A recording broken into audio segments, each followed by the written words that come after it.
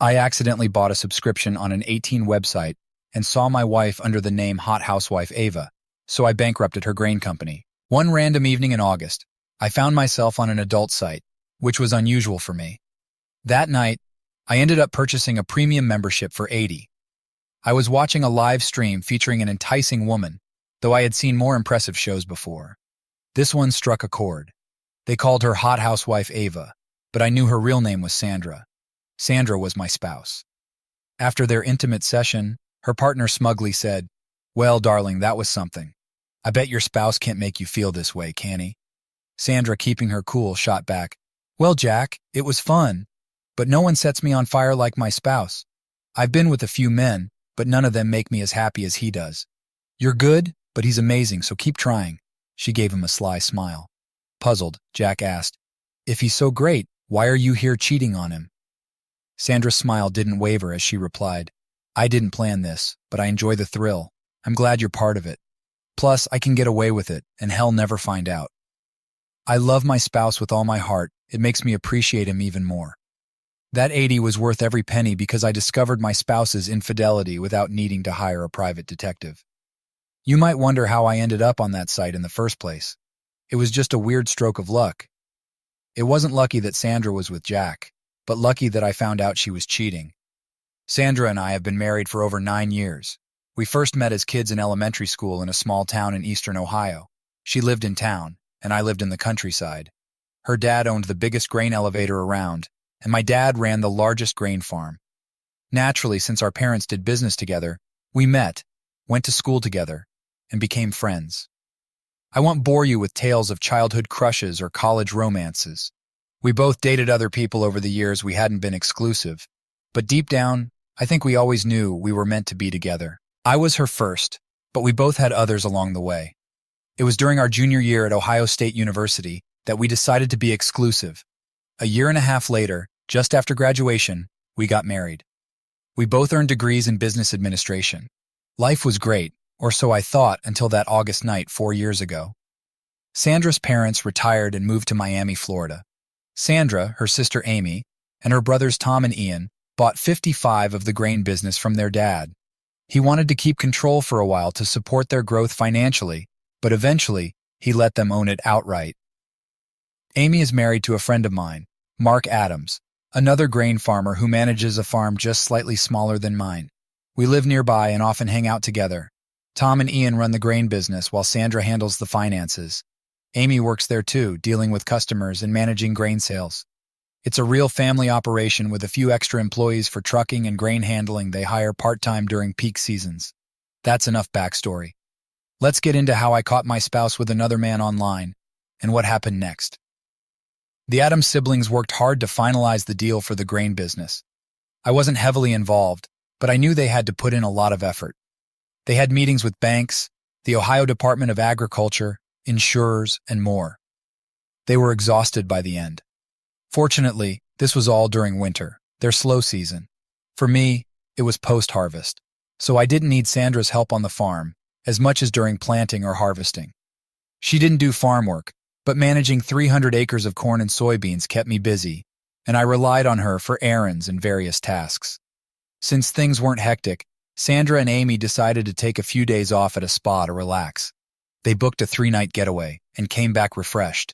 They liked it so much they planned another spa weekend in August once planting was over. It was during this trip that I stumbled upon the online video. Roger Smith, an agent from the Ohio Department of Agriculture in our county, stopped by during a routine visit. Sandra and I had known Roger since college, and when he asked about her, I mentioned she was at the spa. Roger gave me a strange look and hinted that something shady was going on there. He mentioned a cousin who worked there as a masseuse and had heard scandalous stories about the place. He suggested I check it out online. I enjoy browsing the internet, so that evening I decided to dig around and eventually found the spa. It didn't take long to find the live feed, and then the show began. I could recount the events of that night, but what's the point? I went through a storm of emotions: hurt, tears, anger, and depression, all the typical reactions of a man discovering his spouse's betrayal. Soon, I found out this wasn't her first time cheating, because the spa had an archive section. With my premium membership, I accessed videos from their previous 2 visits, and from the 2 recent nights Sandra and Amy had been there. For an extra $30 per video, I downloaded 6 videos, costing me $180 on top of the original $80.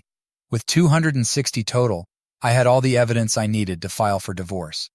I just hadn't figured out my plan yet, but I knew I had to act fast.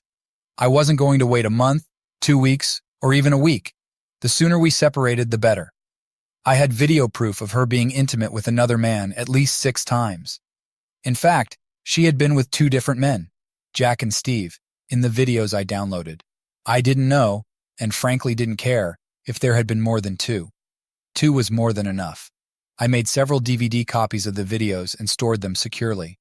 When my father built our house, he installed a wall safe behind a hidden panel in the office of his built-in bookcase. Once the copies were safely hidden, I deleted all references to the spa from my computer and erased the original files. Aside from the DVD copies, there was no longer a trace of the evidence. With everything sorted, I picked up my phone and sent a text to Sandra. Sandra, this is John. I know exactly what you're doing at the spa, and I have evidence to prove it. Don't bother returning to the house. This house is no longer your home, and soon I won't be your husband. We're done. My lawyer will contact you in the next few days. Arrangements can be made for you to collect your belongings at that time. It seems Sandra had her phone off and didn't get my message until the next morning, as I didn't hear from her that night. But early the following day, my phone started ringing. Seeing Sandra's name on the caller ID, I chose not to answer. She left a voicemail. John, what on earth are you talking about? I have no idea what's going on. Amy and I are packing up now and will be home in a couple of hours. I don't understand what you think I did, but you're mistaken. I'll talk to you when I get there and we can sort this out. I love you, John. Shortly after, my phone rang again. Ignoring it, I let it go to voicemail. It was essentially the same message, almost word for word. I wondered if she had rehearsed what to say when I didn't pick up. Then came another text, repeating nearly the same lines from her calls. Since I didn't need to have an actual conversation with her, I replied briefly via text, I wonder if Jack would have any idea about what in the world you're talking about, honey. Why don't you have him call me, and I'll ask him. As for coming back to the house, I meant it. Don't. It's over, Sandra. I didn't get more texts, but later that afternoon she called again, leaving a message. John, we need to talk. I'm staying with Amy until we can have a conversation and resolve this terrible misunderstanding. Please call me. The next morning, I went to my bank and set up a second safe deposit box in my name alone. I placed 1 copy of the DVDs in that box, along with the original prenuptial agreement. I also made an extra copy of the prenuptial agreement. I had a meeting with my lawyer scheduled for 10 a.m., and while I was confident he already had a copy, I didn't want to leave anything to chance. When I arrived at my lawyer's office, I was surprised to see Sandra already there. She looked disheveled, her eyes red from crying, and her hair a mess. John, we need to discuss this, she said. I asked, how did you know I had an appointment here? She replied, Michael called me when you set up the meeting. Just then, Michael Thompson, my attorney, came out and invited both of us into his office. My anger simmered beneath the surface as I said, No, Michael, we won't be going into your office together. Your call to Sandra has shattered my trust. I need a clear answer now. Will you represent me and only me? Lawyers are supposed to be smart, but it seemed Michael missed out on his fair share of brains. He said, No, John, if this continues, I will be representing Sandra. He considered the grain business a better client than my farming business, probably due to his representation of the Addams family members. I had my own thoughts on this, believing he'd eventually see the mistake in his judgment. Fine, Michael. Ensure all my original documents and any available copies of contracts and paperwork are ready by 3 p.m. today. I will either pick them up myself or arrange for a courier. Understand that I've appreciated your past work, but you're making a significant error here. I'll be seeking legal services elsewhere, and my new attorney will contact you soon. Sandra remained silent during this exchange, but then pleaded, John, why won't you talk to me now to clear this up? I replied, Because, Sandra, it's evident Michael values you more as a client than me. I won't engage without legal representation, and I don't trust him. Michael interjected, John, you know I've always been straightforward with you. You have nothing to fear. In my mind, I thought, Oh, Michael, I have plenty to fear. You can serve 2 masters, and it's clear who you've chosen. Goodbye. My attorney will be in touch. I declared and walked out, hearing Sandra start to cry again. Darn it. Now I had to find a new attorney. I knew David Johnson was a highly skilled attorney with a fierce competitive streak against Michael Thompson, so I figured he might be a good option. However, I didn't want to rush into anything without doing my homework. Lawyers, like accountants, bankers, and insurance agents, are professionals you have to choose carefully, especially since they handle confidential information. Knowing a few people who had used David's services, I called his law office and asked for a list of references. The secretary, who introduced herself as Emily, was happy to email it to me. On the list, I saw the names of 4 friends. I decided to visit 3 of them to get their take on David's work. It didn't take long.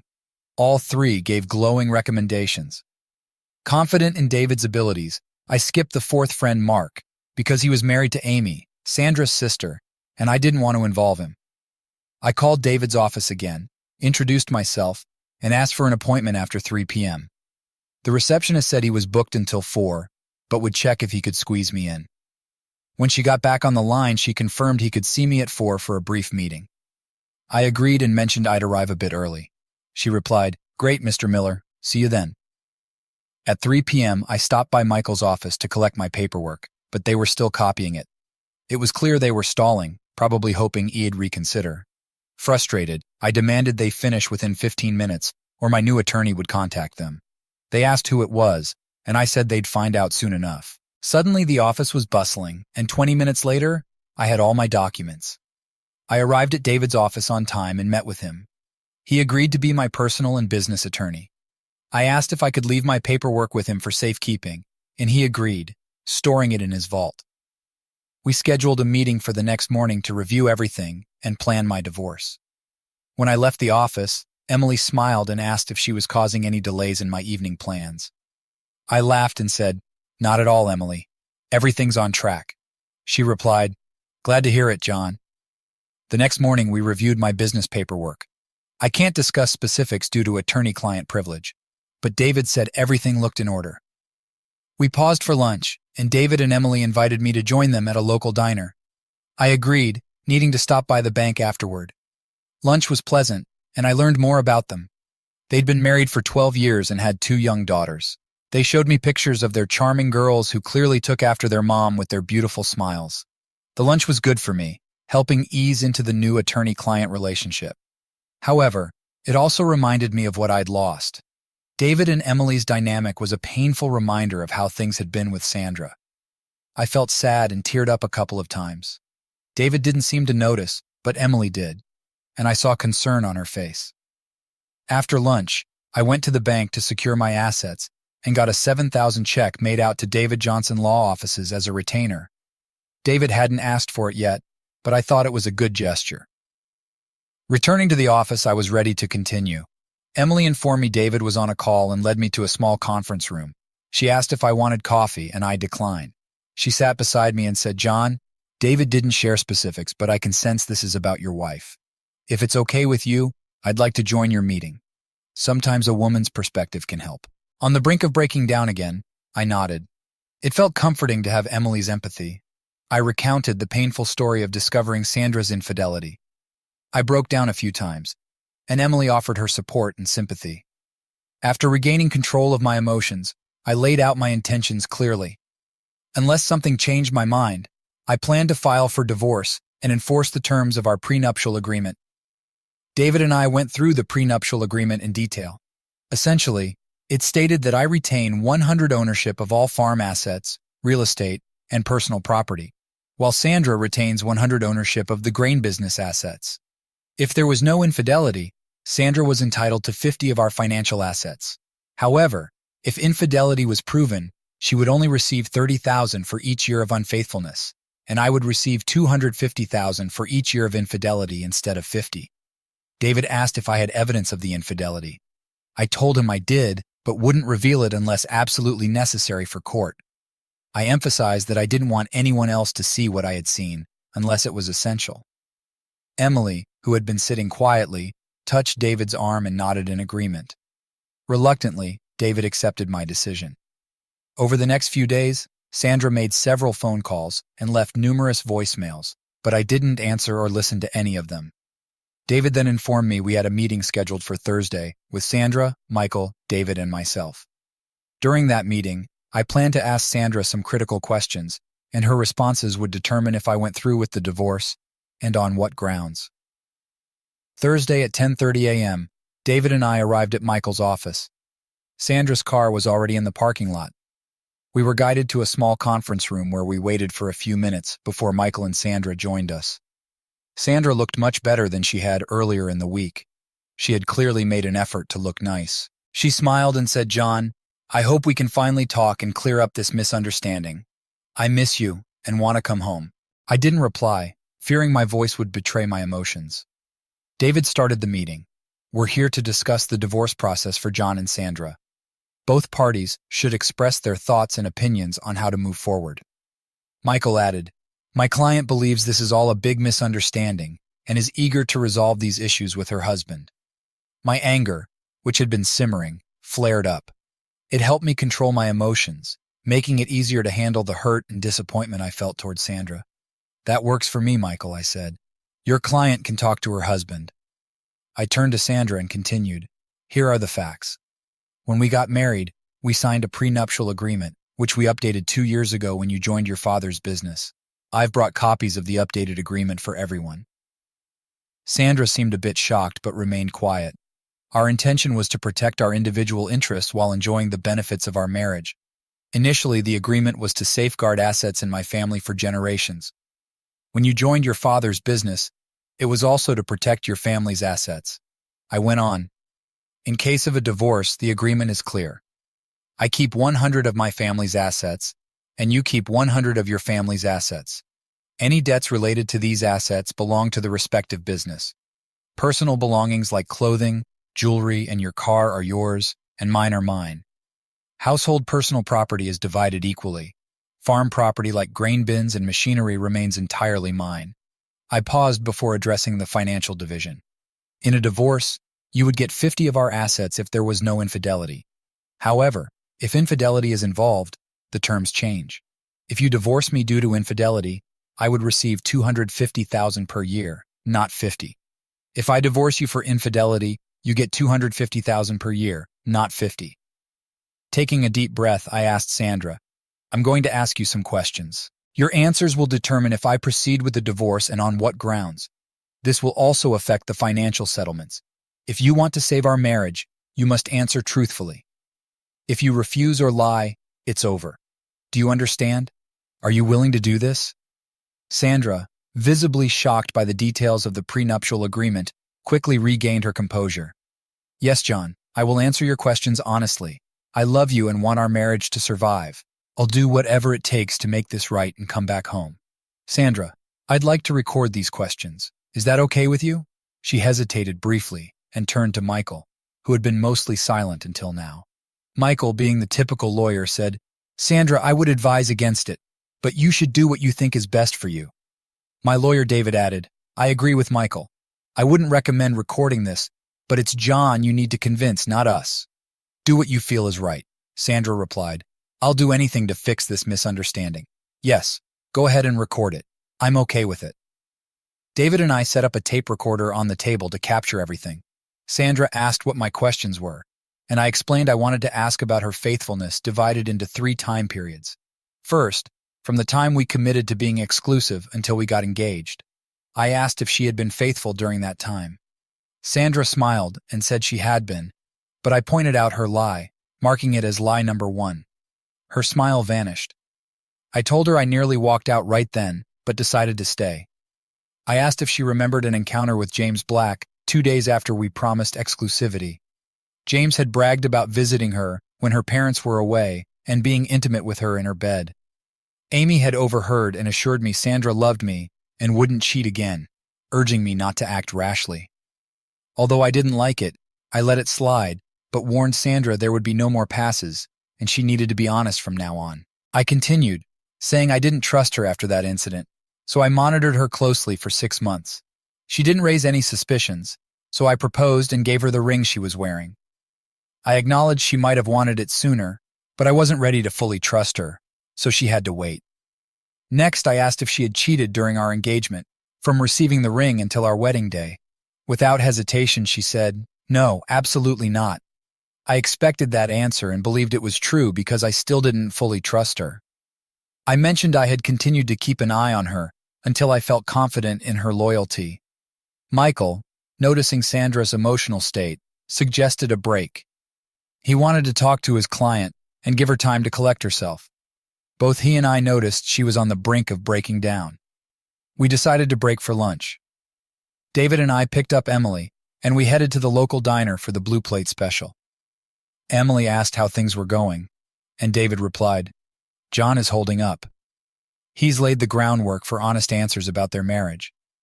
If Sandra confesses everything, he might still consider divorce. But he could also see she genuinely wants to save the marriage. It'll be tough, but he can handle it. Of course, if she lies, John will have to decide how to proceed." Emily looked at me and sensed my pain. I managed a weak smile and said, "This is incredibly tough. Why do people make such foolish choices, causing pain to themselves and those they love?"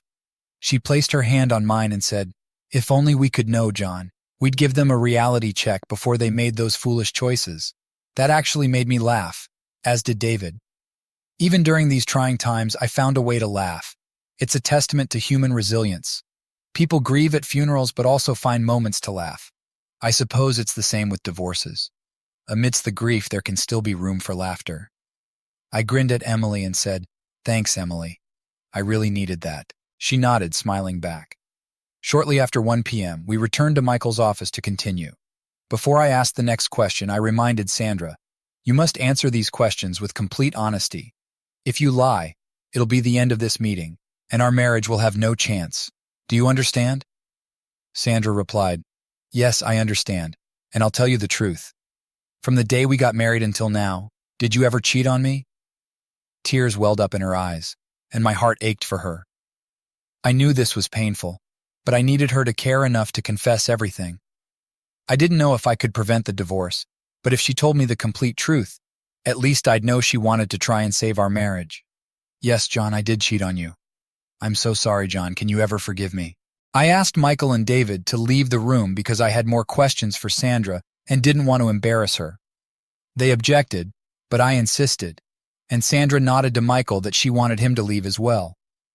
I had her confession of cheating on tape, enough for a divorce hearing. I didn't want the rest of my questions and her answers on tape, so I turned it off. "Sandra, when, where, who, and why?" She sniffled a few times and said, "Oh, John, I'm so sorry. It happened this weekend at the spa. I cheated with one of the masseurs named Jack. I don't know why it happened, John. I guess it was a moment of passion. Amy and I had a great day, and after a wonderful dinner, we decided to get a massage before bed. My masseur was Jack. I was lying on my stomach, and Jack began the massage. His hands felt soft and strong, and I didn't stop him. At that moment, I had no idea things would go so far. She started crying and said, "Oh, John, if I could go back, I never would have allowed it, and we wouldn't be where we are now. You have to believe me." I was shocked, but said, "This is shocking, Sandra. I'm so sorry, and I don't know what to say." She sat in silence, looking down and sniffling. After a while, she looked up and asked, "John, is there any hope that you will forgive me?" Without making it sound like a courtroom, I asked, "Sandra, is this the truth, the whole truth, and nothing but the truth?" She looked at me with a mixture of confusion and apprehension, trying to gauge how much I really knew. Finally, she said, "Yes, John, that's what happened. I'm so sorry." My heart felt like it was being torn apart, but I managed to conceal the pain and anger. I kept my composure, stood up, and signaled for David and Michael to return. Once they were back, I firmly stated, "This meeting is over. Here's what happened next." After that, I walked towards the door but then turned back to address Sandra. "Sandra, I'm filing for divorce based on infidelity, and the terms of our prenuptial agreement will be enforced." She looked shocked and pleaded, "But why, John? I confessed to my infidelity, and I'm begging you to forgive me and continue our marriage. Please, John, please forgive me." I replied, "Sandra, you lied to me. You didn't care enough about our marriage to be completely honest. If you had been, I might have considered working things out, but you didn't even give it a chance. You had the opportunity to come clean, but you chose to lie. I know you were unfaithful more than just that one time with Jack, and I have the evidence. I warned you to tell the truth, and you didn't care enough about me or our marriage to do so. It's over." I turned back to the door, opened it, and began walking away. Sandra screamed, "Wait, John. I'll tell you everything you want to know. Please don't leave me."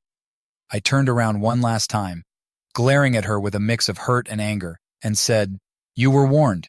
You had your chance and thought you could get away with only admitting to one incident, so you lied. It's over, Sandra." Then I shouted, "It's over." David quickly followed me and caught up as I was getting into my car. He grabbed my arm and asked, "Do you really want to file for infidelity?" "Yes, I do," I replied. She had her chance. I must have misjudged her all these years. I wanted her to care enough to confess everything, but she couldn't even be honest with me. Now go ahead and file. I drove back to the house, now just mine, and grabbed a beer from the fridge. Actually, I grabbed two. I sat in my office, quickly drank the first one, and sipped the second, contemplating everything that had happened. I had several copies of the video evidence hidden in secure spots, but I didn't think I'd need to make them public since I had her confession. Suddenly, I realized I had left the tape in Michael's office. I immediately called David. "Hey, it's John. Did you grab the tape recording of Sandra's confession before you followed me?" "Oh no," he said. "I forgot the tape, John. I rushed out after you and completely forgot. I'm so sorry." I had been meticulous in planning everything, and in my moment of hurt and anger, I had stormed out without the tape. "Damn," I muttered. "David, why don't you call Michael and see if you can retrieve it? But my guess is they'll say they erased it. Sorry, but I'll be surprised if you can actually get it." "Don't worry. Even if you can't, I have enough evidence to file for infidelity anyway." David responded, "Okay, man. I'm sorry. I know you didn't want to use the video downloads, but now you might have to, if she contests the infidelity charge. Don't worry about it, David. Everything will work out," I reassured him. After ending the call, I grabbed another beer from the fridge. Damn, how could I be so careless? I wasn't drunk, just numb. As I watched the evening news before heading to bed, I thought I heard a vehicle pull into the yard. So I slowly rose from my chair and went to the back door. Stepping onto the porch, I saw a dark shape just before the lights went out. Something struck me on the back of the head, and then all I saw was blinding light before drifting into total darkness. I woke to the sound of beeping and opened my eyes to look around as best I could without moving. I had learned my lesson from the first time. I saw a nurse sitting beside me. I tried to turn but couldn't move. "Hi, John. I'm Lisa, your nurse. Please don't try to move, okay? Everything will be fine and I'll explain everything. But please stay still. Do you understand?" I felt something in my throat but managed to nod slightly. "John, I need to tell the doctor you've regained consciousness, and we'll be right back." I nodded again. It became clear I must have been injured and was in the hospital, though I couldn't remember how it happened. I assumed someone would eventually fill me in, so I lay there with my eyes closed until I sensed their presence again. "Mr. Miller, or John," said Dr. Ann. "I am Dr. Ann. You sustained multiple injuries from a beating during a home robbery. Now that you've regained consciousness, I'm confident you'll recover. But we had to restrain you to prevent further injury from sudden movements. I'm sure you felt the intense pain when you tried to move, correct?" I managed a slight smile and nodded. "Yes, we should have been more proactive with the restraints to spare you that pain. I apologize." "Well, remove the restraints now, Nurse Taylor, but Mr. Miller, please refrain from any sudden movements, all right?" I nodded and gestured toward the tube in my throat. "Yes, we can also remove the ventilator. Nurse Taylor will handle it." They removed the restraints and the tube, causing excruciating pain in my throat. I couldn't speak initially, but after some time, I was given a sip of water and could speak, though my voice was raspy and painful. I whispered, "Could someone please tell me what happened?" Dr. Ann explained, "John, it's 8 a.m. You've just regained consciousness and been taken off the ventilator. Your throat will be sore for a while, so for now, just rest. Nurse Taylor will stay with you, and once you've had some time to recover, we'll contact the police so they can talk to you. They can provide all the details of what happened." Dr. Ann explained medically, "You have a few injuries. The EMTs arrived in time to revive you, and we were able to reinflate your lung. To put it plainly, you've been assaulted. We'll monitor you closely for a few more days, and then you should be ready to go home." I spent the rest of the day resting with Nurse Taylor Lisa by my side. By late afternoon, I managed to sit up with significant assistance and use the restroom. Lisa and I had a chance to chat, and I learned she was a schoolmate from a few years behind me. She was known as Lisa Brown back then, but had married Rick Taylor and had a 3-year-old daughter named Emma. Similar to Sandra, Rick had been unfaithful, leading to their divorce. I shared what had been happening with Sandra, and naturally she was very understanding. The following morning, 2 police detectives, Brian Jones and Kevin Harris, arrived early to visit me. Before they started questioning, I asked them to explain what had happened. Detective Jones began, "It appears this was a robbery that led to an attack on you. We found a 2X4 on the porch with traces of your hair and blood on it. There were no fingerprints, so we assumed the attacker wore gloves. There were no signs of forced entry because you came out onto the porch and the door was already open." He continued, "Inside the house, several pictures were taken off the walls. A strongbox in your desk drawer was emptied, and all the filing cabinets were rifled through. In the bedrooms, the drawers and closets were searched, and the jewelry box in the master bedroom was emptied. While it's clear there was a robbery, we're not sure what exactly was taken." Detective Harris added, "Once you're able to return home, you'll need to assess what's missing. The doctor says it might be another 3 or 4 days before you can go home. At that point, we'll go through everything with you to update our reports." Detective Jones then asked, "What do you recall about the attack?" "Not much," I replied. "I'd had a couple of beers and was watching the evening news when I heard a vehicle pull into the yard. I got up to see what was happening, stepped onto the porch and saw a shadowy figure just before the lights went out. I don't remember anything else until yesterday. I'm afraid I won't be much help in finding who did this." Detective Jones continued, "We need to ask a few more questions to aid our investigation." He inquired about my spouse's whereabouts during the incident. I explained that my spouse and I were separated and going through a divorce, so I didn't know where she was. He then asked if he could call me John, to which I agreed. He asked about the progress of our divorce and if there was significant conflict. I told him it wasn't going well, as she was challenging the grounds for divorce. When he asked about the grounds, I said I was filing for infidelity, which would significantly lower her settlement, and she was disputing it. The detective commented that this gave her a motive. "Detective, I just can't believe she'd do anything to harm me," I said. He reassured me they would look into it closely. He asked if there were any other individuals who might want to harm me, or if I had disputes with neighbors, friends, family, or anyone else. I couldn't think of anyone. The detective then mentioned the need to inventory what was missing once I was able, and asked if there was any cash in the house, possibly in the strongbox, and if so, how much. He also asked if there were any valuable items like jewelry or artwork worth thousands of dollars. I told him yes, there was some cash in the strongbox, about $7,000. I usually keep around $150 in cash on hand, but I had recently withdrawn some, so it was closer to $7,000. There were a few nice pieces of jewelry, but none valued over $1,200. I can't think of anything else of significant value at the moment.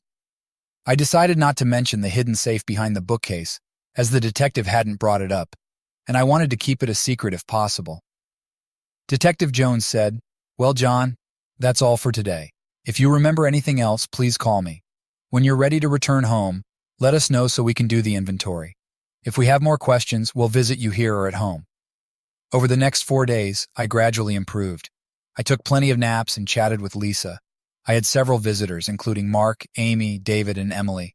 Sandra didn't come to see me, and apart from Amy, none of her family visited either. Given the circumstances, it was understandable, but I would have welcomed the company. Michael, Sandra's attorney, also came to see me. We had been friends for years before the divorce began, and I appreciated his visit. Everyone expressed sympathy for my injury and wished me a speedy recovery. Both Amy and Emily kissed me on the cheek before leaving, and I saw tears in their eyes. I had a rough time during those 4 days. Even though I slept, I had unsettling dreams. Sometimes I'd wake up feeling panicked, with my heart racing and tears in my eyes. A few times I woke up disoriented, not knowing where I was, but Lisa was always there to comfort me with her gentle words and touches.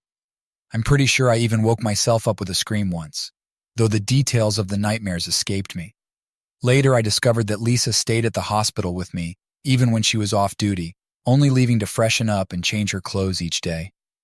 She said it was because of the troubles in my marriage, and she wanted to be there for me.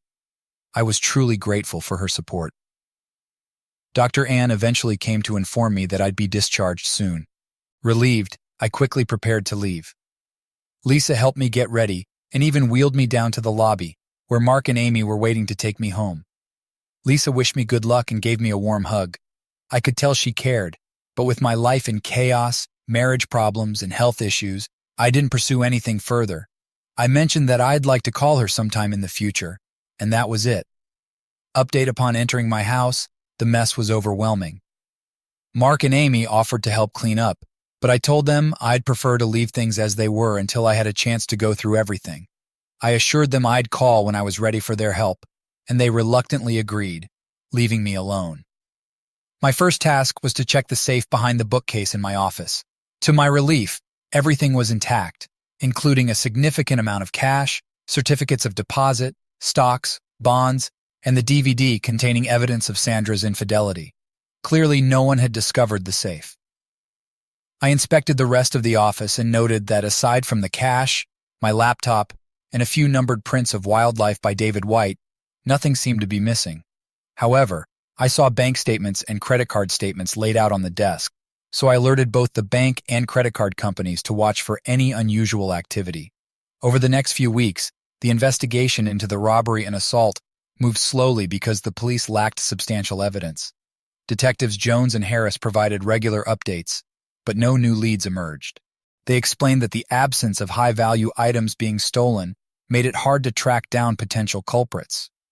During their last update, they suggested the case might be put on hold unless significant evidence surfaced. Initially, the detectives had questioned me about Sandra and our relationship. I had been mostly cooperative and honest.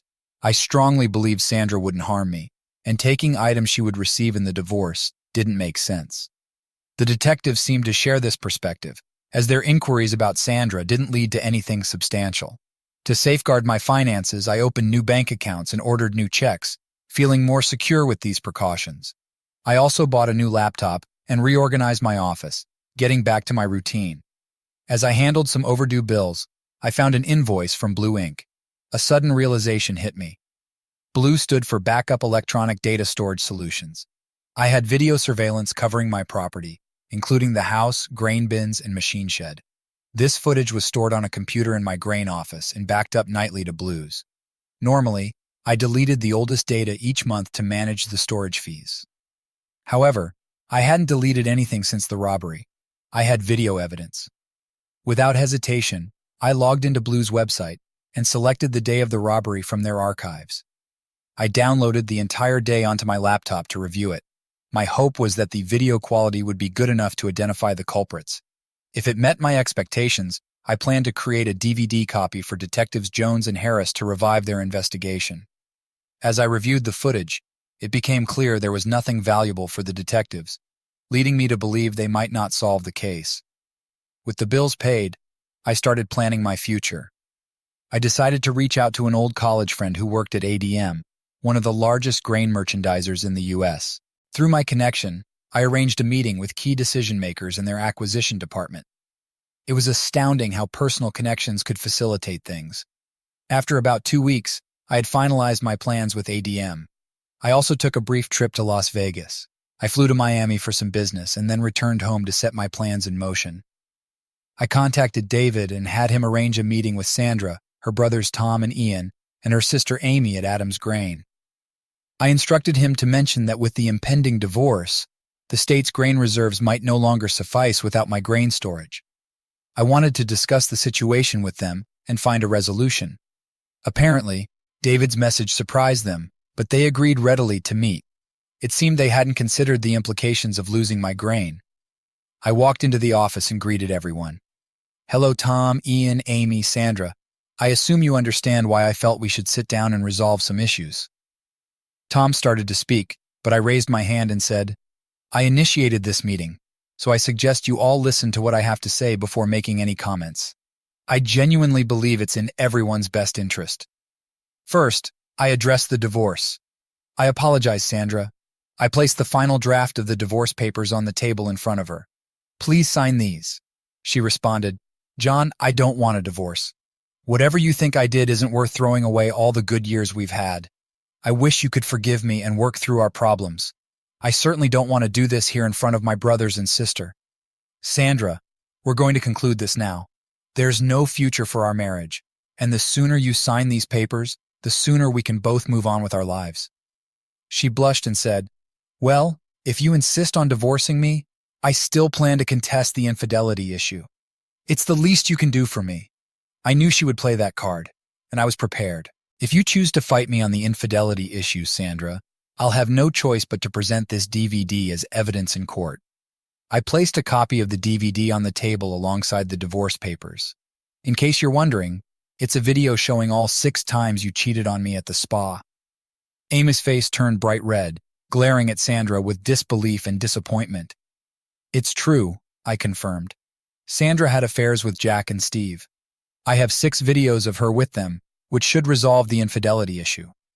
I gave her an ultimatum: sign the divorce papers or face court proceedings, making it clear I was done playing games. Tom and Ian looked shocked, while Amy quietly cried.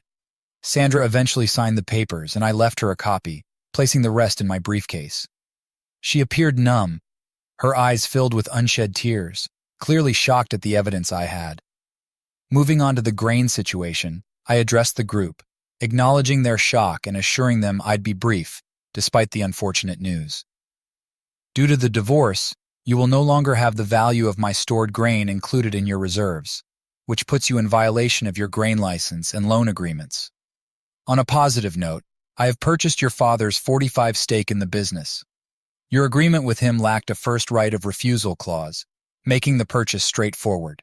He was aware of the company's need for my equity and believed I had evidence of Sandra's infidelity, making it an easy decision for him. Consequently, I am now the majority shareholder in Adams Grain Inc., and each of you owns 13, making you the minority with a 39% stake." I continued, "I have negotiated a deal to sell my controlling interest in Adams Grain to ADM, a company constantly seeking promising grain operations. You have the option to sell your shares at the same price I negotiated, which I consider favorable. However, the downside is that the company is now owned by someone else, and the new owners will assess personnel to determine their contributions. The upside is that as part of my negotiations, each of you has a 1-year job guarantee. Work hard to prove your worth during that time." I also disclosed that I had sold my farm and Mark's farm to ADM, with Mark entering a long-term contract to manage both farms for them, given his excellent performance. The shock on their faces deepened, now mixed with anger. Tom, being the eldest and unofficial leader of the Adams family, was the first to voice his concerns. "What on earth have you done, John? You've ruined this family business because my sister cheated on you? What kind of man are you? How did you convince my father to sell you his shares? What lies did you tell him?" "Let me clarify, Tom," I replied.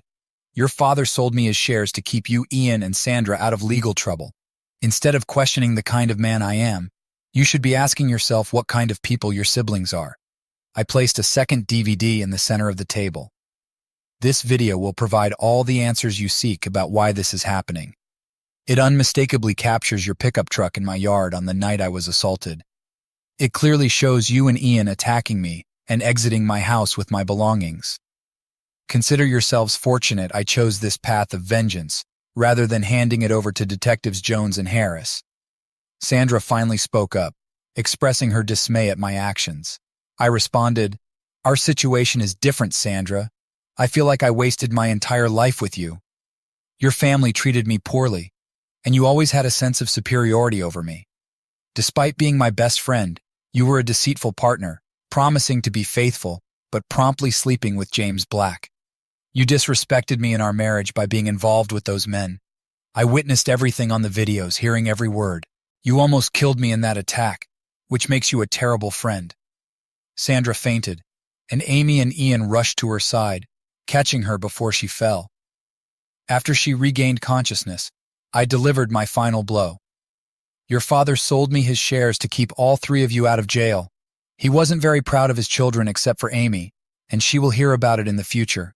As I mentioned earlier, I believe I wasted most of my life on you, but I won't waste any more of my future. I wish you a wonderful life." I then left the room, concluding all the negotiations. I felt free to move forward, and that's exactly what I intended to do.